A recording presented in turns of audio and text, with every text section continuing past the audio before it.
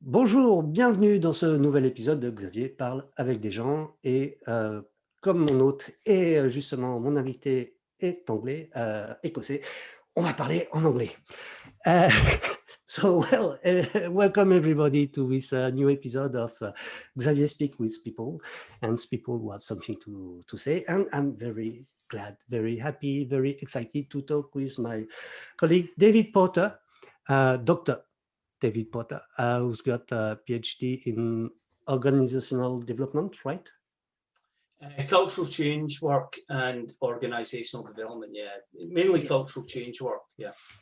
Yes. So just to frame a little bit, David is specialized in cultural change work, and he's going to help us today to understand more a little bit about what are the critical success factors of trying to change the culture in organization, maybe your organizations. Well, you let me know, maybe if you want, later. So, David, are you ready to start? Ready to go, Xavier. Yeah, looking forward to this very much. Thank you. Okay, super. Cultural change, it's something that that is very pregnant in our modern society, and most lot of companies and private public sector have to change in some ways, and very often they have to dig and change and transform their culture, their DNA.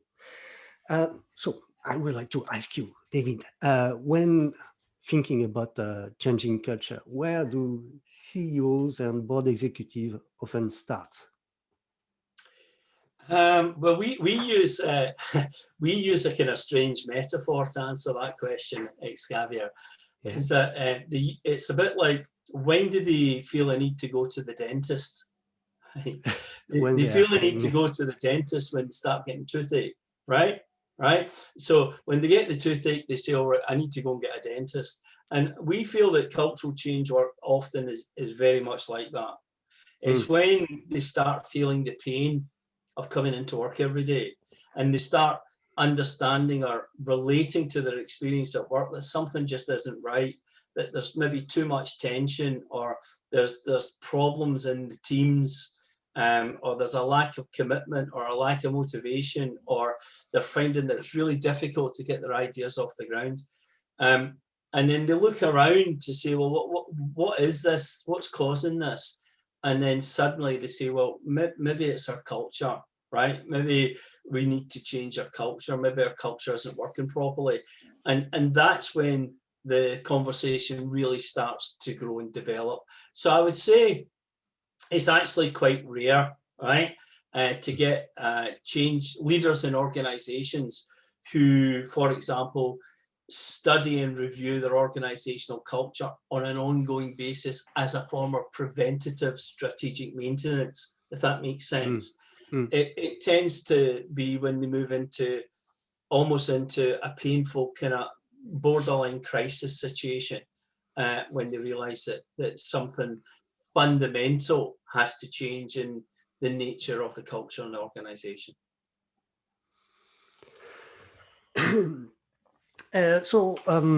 Well, and what, from your experience, do we tend to go for quick fixes? Yeah, that's a very good question. Managers, by their very nature, Xavier, they look for solutions, and they look for off-the-shelf tools, if you like, that they can use to solve the problem there and then, right? And it's perfectly understandable for them to think that way, because they live in a very fast-moving environment where they're measured sometimes not even yearly, sometimes it's month to month or quarter to quarter, right?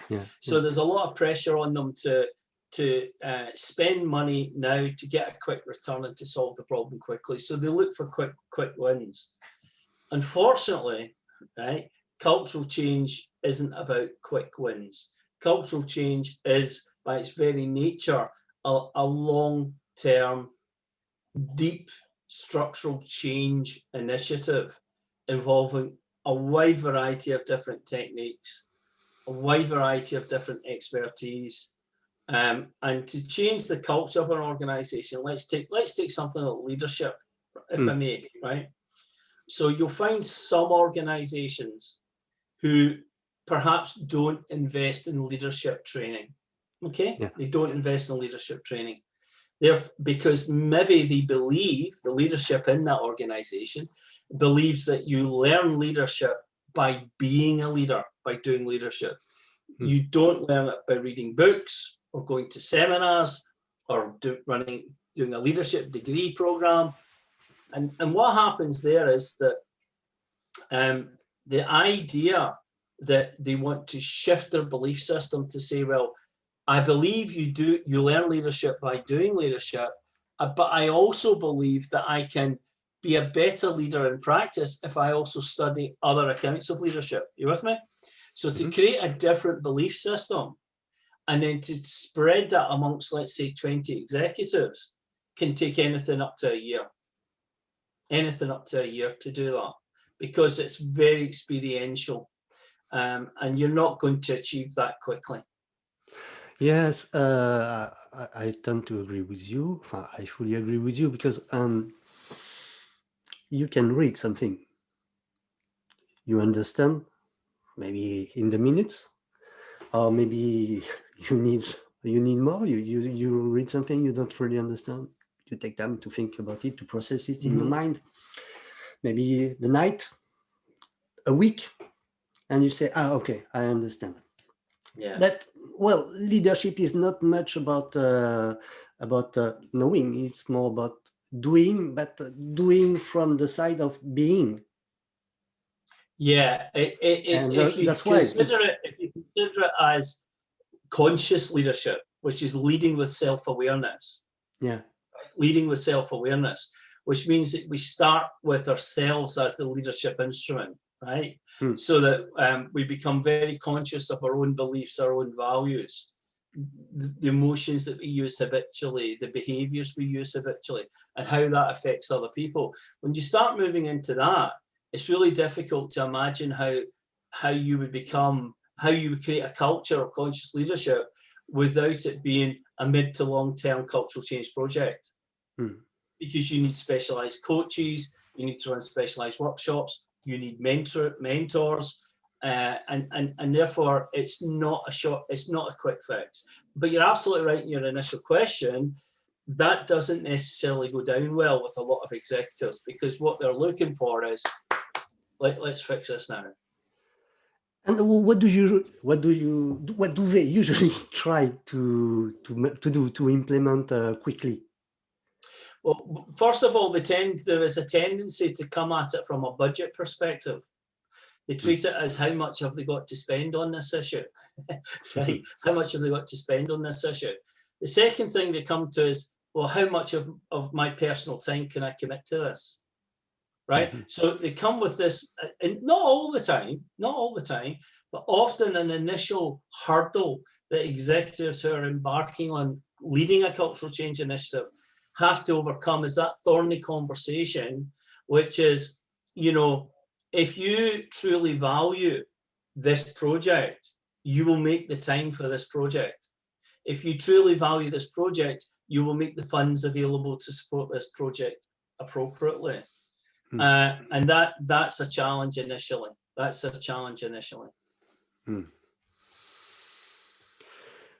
Well, yes, I wanted to ask you why it doesn't work. The quick fix, I think you already answered, but maybe you want just to add a little something? Yeah, it doesn't work. I'll give you an example. If you try to build a house, another metaphor, and you look for a quick fix, so you don't really prepare the foundations, well, the likelihood is within a very short period of the house is going to start to sink. Yeah, that's possible. So you've got to take time to do that methodical preparation, to do the primer, to prepare the land. And if you think about culture, organizational culture is rooted in the word cultivation, right? And as you know, anyone who's involved in farming, for example, when you're cultivating the land, the harvest that you reap today you may have started preparing that 3 years ago.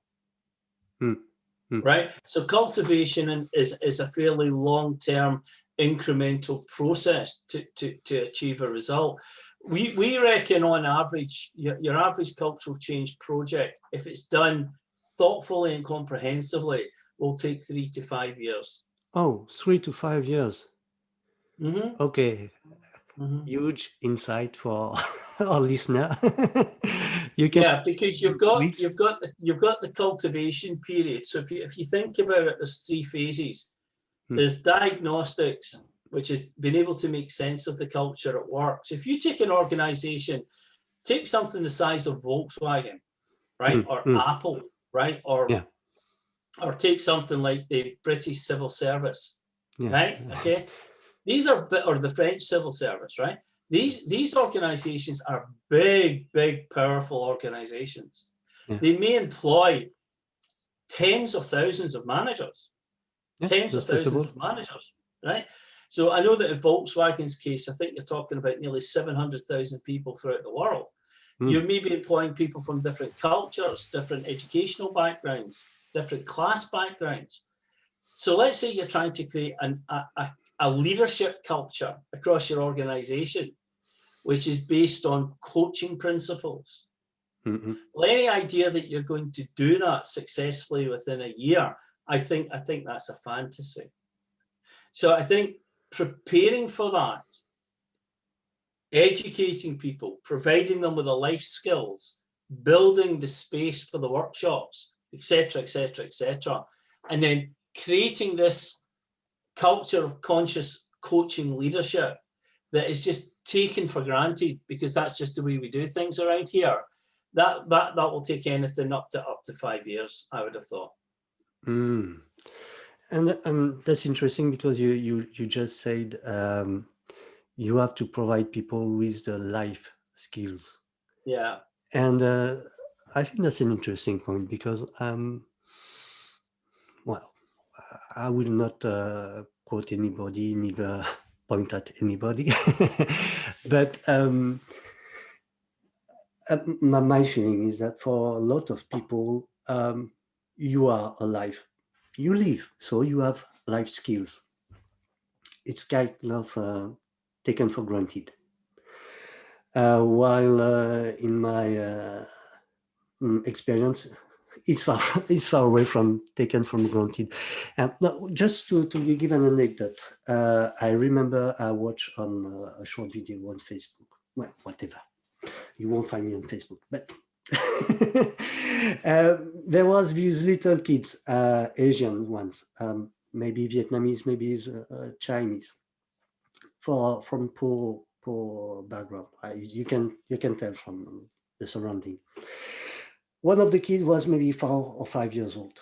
The other one was probably 3 to 4. He was smaller, younger. And the older ones, he prepared a meal for the both of them. And that was just kind of really amazing because it was, of course, some Chinese food. And it looks to be healthy. And I thought, wow, these kids, they got life skills. How many people, adults, I don't know where you are in the world, but they don't know how to properly prepare a meal for themselves. And that's just a very simple, basic thing. And we are all used to go to the canteen of the school, the company, the whatever, and we just eat and we find that's fine. And how many people with Uber and so much other things like that just order food. And so the very basic of life skills is unfortunately not taught in schools in many cases. At least public schools, at least in France. I don't know in your in your country, but at least in France.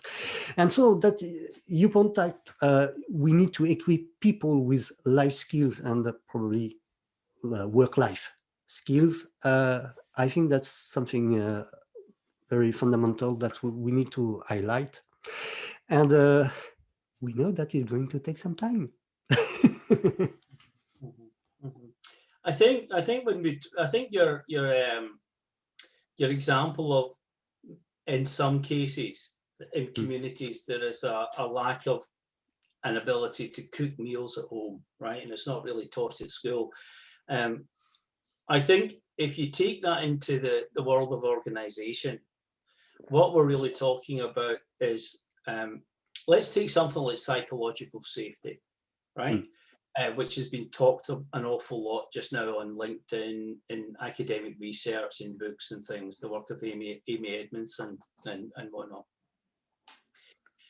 If you sit down with most executives and say, how do you, or how would you go about creating psychological safety in groups? And what are the key inter and intrapersonnel skills you need to do that? In some cases, you'll get a very insightful answer. And in some cases, you'll get a very vague answer.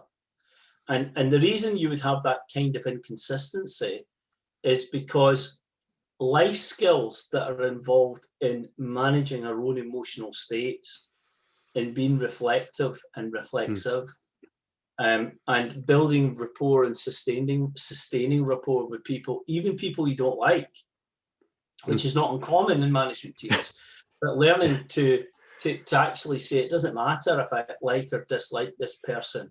What matters is, can I build rapport with them, and can I maintain rapport with them? These types of life skills are absolutely essential when it comes to cultural change work. Because cultural change is about negotiating a change in one's belief system and one's value system. And we don't give up our beliefs or values easily. Yes, that's true. That's true. So it's based on relationship management skills as well, I think, Xavier. I was thinking about something, but you already more or less answered the next question. But what fundamental misconception do general management and higher level of management have about organizational culture in general, and their own culture, and the way to, and what to do to change it? Do you need I say it again? Say what again? Say the question again. What was the question? The question was, what is the fundamental misconception that general management have about organizational culture and their own culture? Right. Yeah. Well, most of the time, I think the misconception is that well, two things. Misconception is diagnosing it incorrectly, so treating a symptom as if it was the problem, right? So you may have, let's take a lack of motivation in teams. Let's take a lack of motivation in teams. That's very and common. And some managers might say, well, the issue we've got here is our people are not engaging with the organization. They're not motivated. They're not engaging with the organization. Right. But from a cultural perspective, right, what we would want to understand is, what are the beliefs? What do these people believe is true, which leads them to choose disengagement as a strategy for themselves? Right. So we would say that now that's a thorny issue, because that means the managers have to reframe it. They have to say, so the fact that these men and women are not engaged, that's not the problem. They say, no, that's a symptom. What we don't want to treat the symptom, we want to treat the problem, which is what's driving the symptom.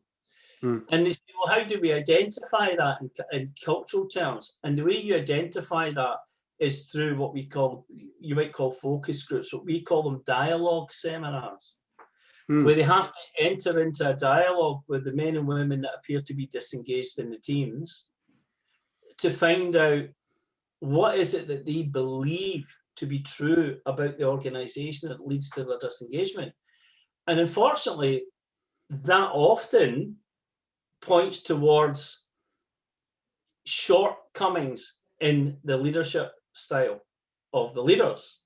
And what you identify is that actually the cultural problem isn't the fact that the staff are disengaged.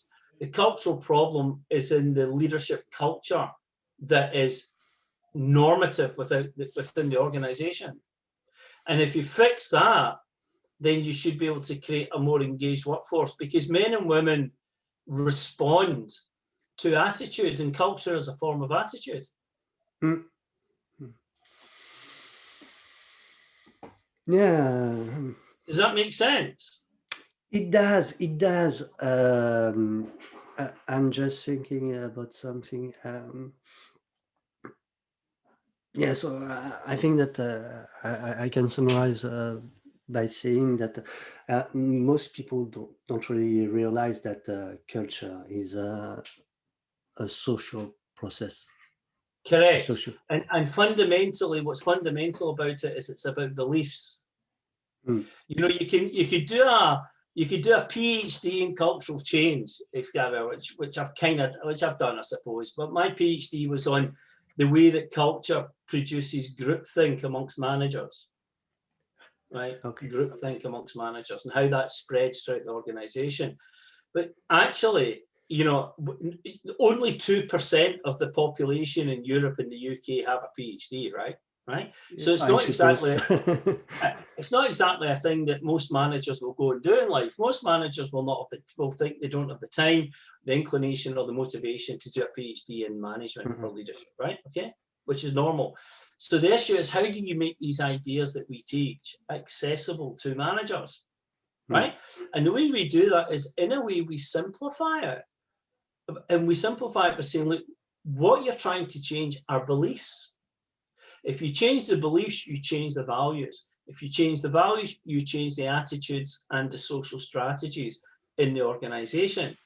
However, going back to your question, a common misconception is treating the symptom, lack of motivation, and people who are disengaged with their work, with the problem. And the problem is what's causing the symptom.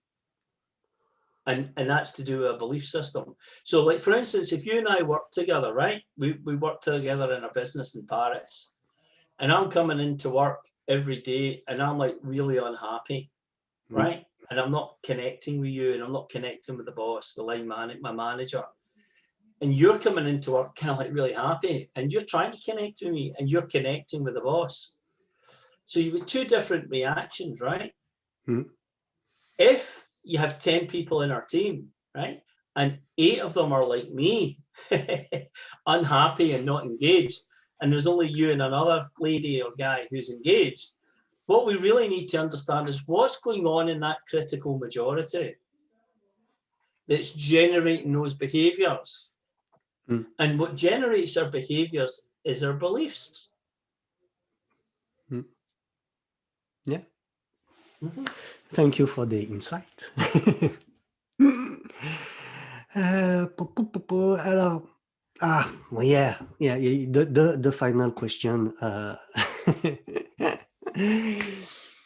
Can you tell us what are the critical success and differentiating factors in leading a cultural change project?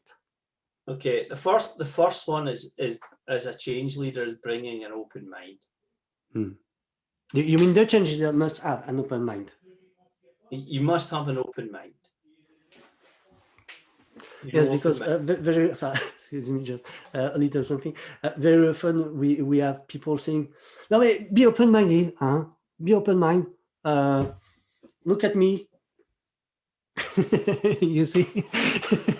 Yeah, I think if you're going to talk about an open mind, if you look at the work of someone like Nancy Dixon, and Nancy Dixon is a organizational change specialist who does a lot of work on dialogue and cultural change, and she works with companies like organizations such as NASA in America, right? And Nancy would say, in many cases, we come to a situation with a closed mind. Now, what she means by that is, I have my point of view, I have my attitude, I think I know what's going on here, and I know how to solve this. And I don't really need to listen to anybody else. That's my point of view. And she says that what you need to do is move someone who's in that mindset by making them consciously aware of the fact that they're in that mindset, to say, okay, I'm going to move to an open mindset. And I'm now open to receiving different opinions. And therefore, if Xavier has a different point of view to David, David doesn't need to feel threatened by that, because David's welcoming Xavier's point of view. So that's the open perspective. She then gets you to move to what's called differentiated, right?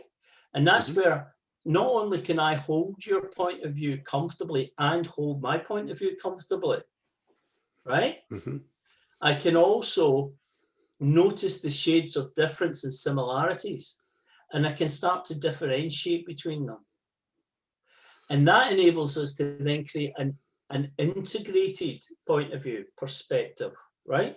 Where I no longer just have my point of view, I can now hold multiple points of view. I can see different shades of difference and similarity, and then I'm quite prepared to create our point of view, which means I can still have mine, but I also have ours. So you're asking me what's fundamental to in terms of the critical success factors, is the willingness of a group of executives to move from being closed to open to differentiated to integrated. That's very, very important. Okay, that's a very number nice one. Answer. And number two, let me tell you number two. Number two is about being prepared to accept responsibility for your own results. So if your team are not responding to you as a leader, if they're not engaging with you as a leader, to project onto them the blame and say, well, we need to change their culture, right? That's not helpful. To look at it through a different lens and say, okay, resistance, disengagement indicates a lack of rapport, And then say to yourself, what can I do to change the way I think, the way I give off my emotions, the way I behave and interact, that could elicit a different response from these people? So being prepared to develop yourself and accept your part in the change process is very, very important. And the last one, my dear friend, is about being a role model. You know, I don't know if Gandhi actually said this. There's a debate whether he said this or not, but it's this thing about be the change you want to see in the world. And human beings are not stupid, right? They smell the bull, right? They smell the rubbish when people are basically talking mince, right? As we say in Glasgow, talking mince, right? So if you're saying to people, here are the beliefs and the values and the behaviors that we want you to demonstrate, then you as a leader had better be a role model for that. So I would say there's the three things. Third, being a role model. The next one is being open to personal development and growth. And the other one is about having an open mindset. Recognizing our own frame and accepting to crash it. Correct. Totally agree. Okay. Thank you very much, David. It's okay. I enjoyed that. Very nice. For listeners and watchers, I hope you enjoyed that and you learned something with us and with David today. So if you like it, like it. If you don't like it, don't do anything. And if you want to comment, well, you can comment. That's it. Just want to remind you that you can contact David either on LinkedIn at David Porter, or you can have a look at his website at culturalchange.co.uk. That's very culturalchange.co.uk. That's very easy to find.